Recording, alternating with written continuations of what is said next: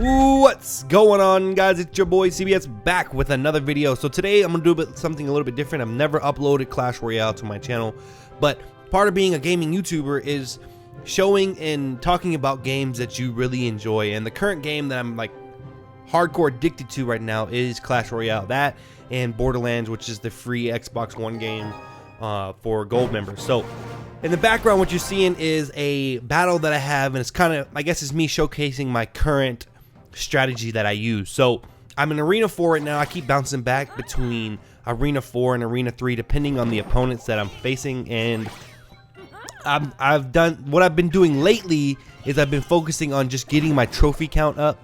And what the strategy that I'm using is more of a I guess I would call it a overload strategy, where I continually push with smaller cards one side while also playing defensively to keep my towers safe. So I'm not using that cheesy spawner deck style of play where people use a lot of towers plus spawners using only spawners to attack.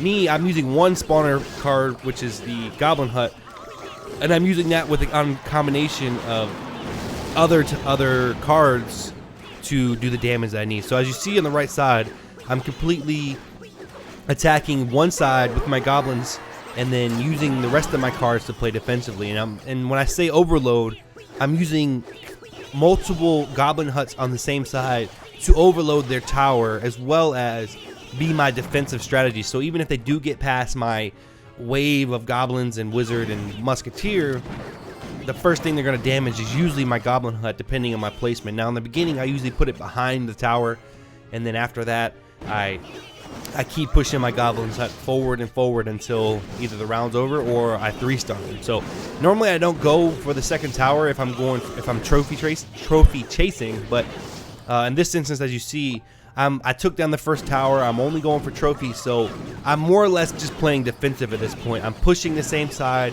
going after the king, and keeping any cards that he plays at bay. So as you see, he's got a range of cards that he can use right now. He's got bombers, he's got the prince, and then he decides he's going to use the nuke, which costs 6 elixir, which really didn't give him much advantage except for taking out my horde. So he had to decide what he was going to do. So here we are. We're at double elixir time frame, and he can start throwing out some cards to really make that push. But because my goblin hut's there, that bomber that cost him 6 elixir did nothing but kill a couple goblins and didn't take my damage to my tower. Again, my wizard's keeping the dragon at bay. He's got musketeer way in the back trying to keep my horde away from his king so he doesn't get 3-starred. And again, I can continue to make that push. So this is how I've been doing to stay in Arena 4, because like I said, when I haven't played like this and I've been trying to 3-star everybody, I ended up losing 2, winning 1, losing 2, and I ended up going back to Arena 3. So I'm trying to make that push to Arena 4 so I can unlock better cards. But this is just an instance of how I've been playing to keep my trophies within that Arena 4 range. So I only 1-star this guy, but that was my plan when I went in. I was like, I'm just going to take down their tower and play defensive the rest of the way. I don't know.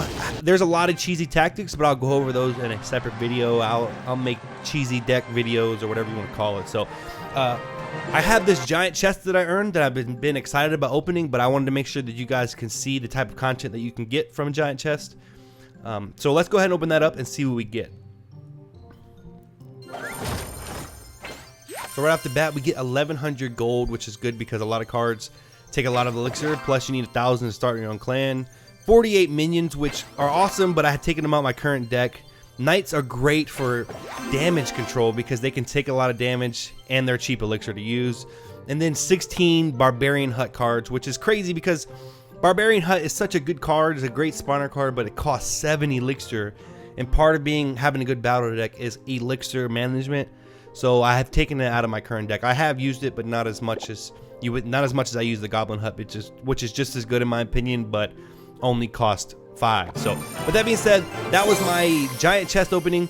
I'll have more videos coming out. Smash the like button if you want to see more faster or more often, and I'll pump them out faster, talking about different strategies that I would use to move up through different arenas. So with that being said, my name is CBS. Subscribe if you're new. Don't forget to tell your mother to call me, and I'll catch you guys on the next one.